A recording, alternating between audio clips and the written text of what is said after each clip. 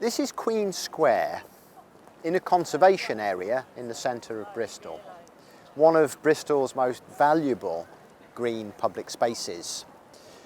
Today it's used for all kinds of events and public recreation.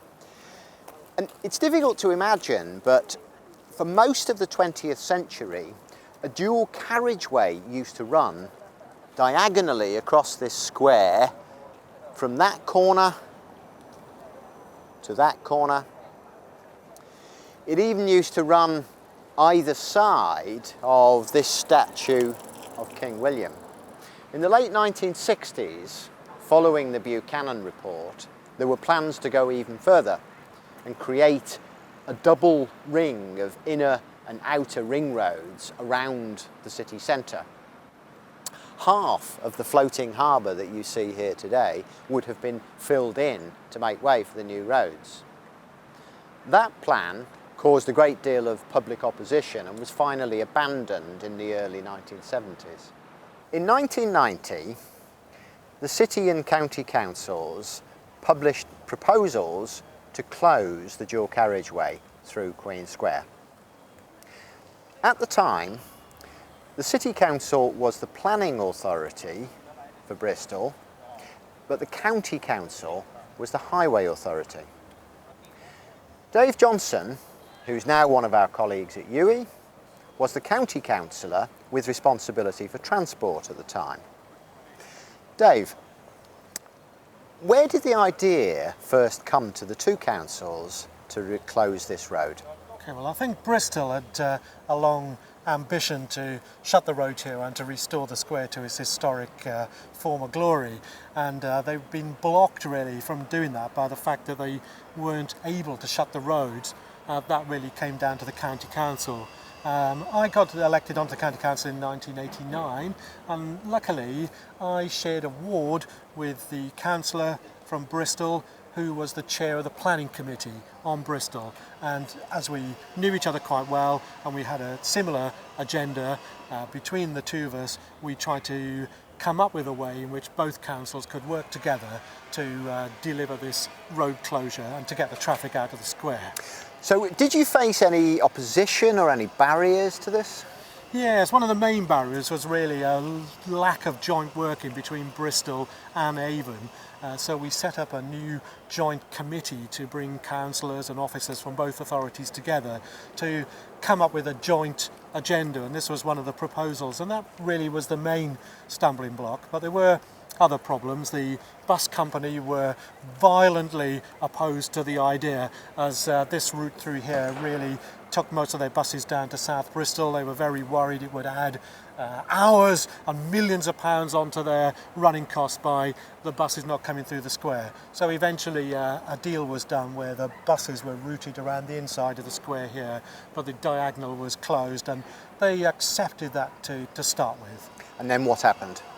Yeah, so first of all it was a temporary road closure, and there were some very cheap obstacles placed at either end of the road. The road was still tarmac for a good 2 years, but at the end of that period people had seen what a big difference it made. There was no objection to making the closure permanent, and then the next step really was to get the buses out of the square and running around the square instead of here on the inside. And there were a few problems with the bus company there, dealing with the very tight junctions around the outside of the square, but eventually with traffic management measures provided by the county council, that overcame their objection.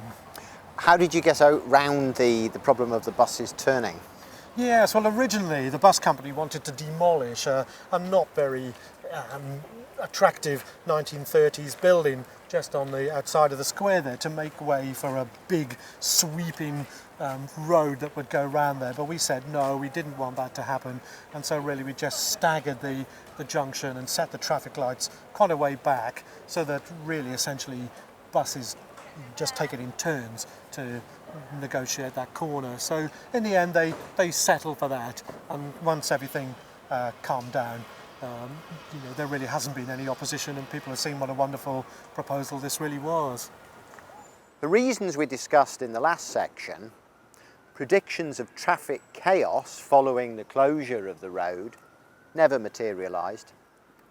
The project has been given national awards and it's been cited as an example of best practice. And it's impossible to imagine anyone today arguing for a dual carriageway through this square.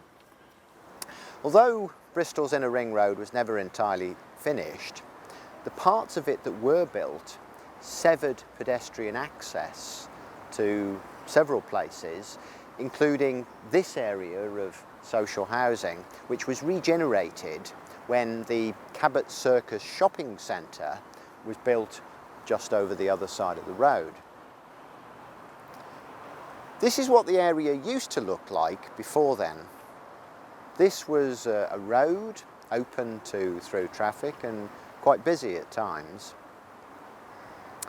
The tenements which used to stand over there were demolished and replaced by the houses that you can see there today. And the council decided to close this road to through traffic. Today, Champion Square, as you can see here, is a shared space. That means that there are no curbs and road markings, road signs have been removed. Now, in some parts of the country, shared space has been very controversial. The inner ring road at Ashford, for example, has been given similar treatment, as you can see here.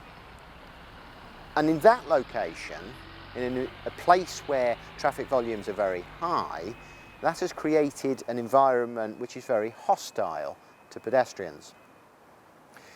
But here in Champion Square, the principle of shared space has been combined with the principle of filtered permeability.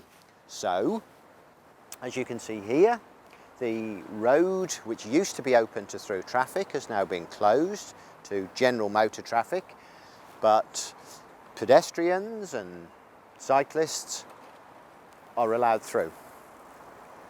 In fact, this part here forms part of the Froome Greenway, one of a number of long-distance cycle routes which have contributed to the rise in cycling which we've seen in Bristol in recent years. A final exercise from this section will take place in the discussion forum. Take a look at the website of the Living Heart for Bristol, a campaign set up by several environmental and transport organisations to remove through traffic and create public space across central Bristol, continuing the process that started over 20 years ago in Queen Square.